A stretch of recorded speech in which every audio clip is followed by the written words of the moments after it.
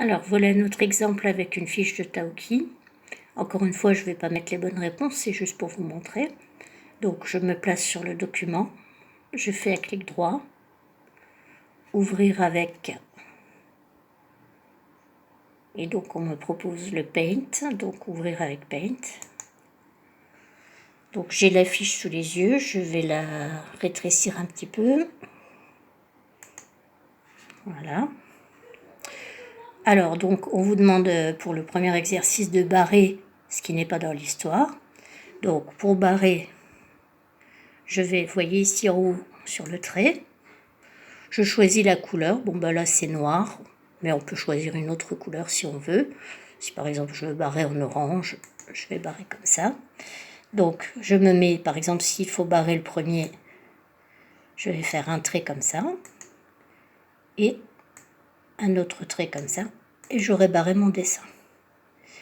Même chose que tout à l'heure, si je me trompe, je peux faire retour en arrière, comme ceci, et ce n'est plus barré.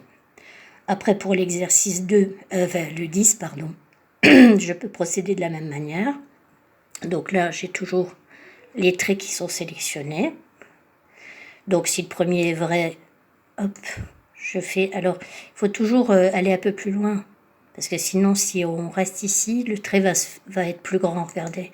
Normalement, ouais, non, là, ça ne le fait pas. Bon. Et donc, je fais un autre trait dans l'autre sens, et j'ai barré ce qui correspond à la réponse ou pas, hein, puisque c'est... Voilà.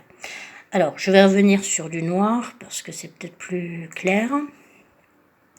Alors ensuite, on vous demande de colorier de la même couleur les phrases qui ont le même sens. Bon, bah là, c'est un peu compliqué pour colorier, mais on peut essayer quand même de colorier une partie. Par exemple, on va dans les pinceaux, et on va choisir, par exemple, le pinceau qui est là. Je vais prendre, par exemple, du rose. Et je peux faire quelques petites taches de rose. Alors là, ici, ça marche pas. Bon, si ça marche pas, il faut aller dans les tailles un peu plus grosses. Enfin, si ça marche, mais bon. Alors donc, voilà, au lieu de colorier la case entière, on peut faire un petit comme ça. Et puis, par exemple, si de l'autre côté, c'est la réponse là, bon, ben, si on n'a pas trop de place dans le rectangle, on peut faire du rose à côté du rectangle. Voilà. Ou alors, une autre solution, c'est de les relier. Par exemple, donc je retourne mon trait là, ici, et je vais relier les étiquettes qui vont ensemble, comme ceci. Voilà. Et après, je procède de la même façon pour les autres. Alors ici, pour quand il faut écrire, eh bien, on revient donc dans le A qui est là, et on va pouvoir se placer pour écrire. Par exemple, si j'écris bonjour, bonjour. Alors là, ici, on ne le voit pas beaucoup parce que c'est en rose, donc je vais le sélectionner. Je vais appuyer sur le noir. Voilà. Et donc, même chose, je peux le mettre sur la bonne ligne pour que ça apparaisse correctement. Voilà. Après, vous voyez, quand c'est sélectionné, on peut changer la taille.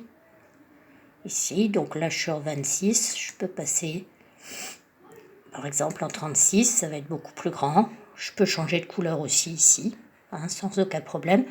Et je peux aussi sélectionner l'écriture.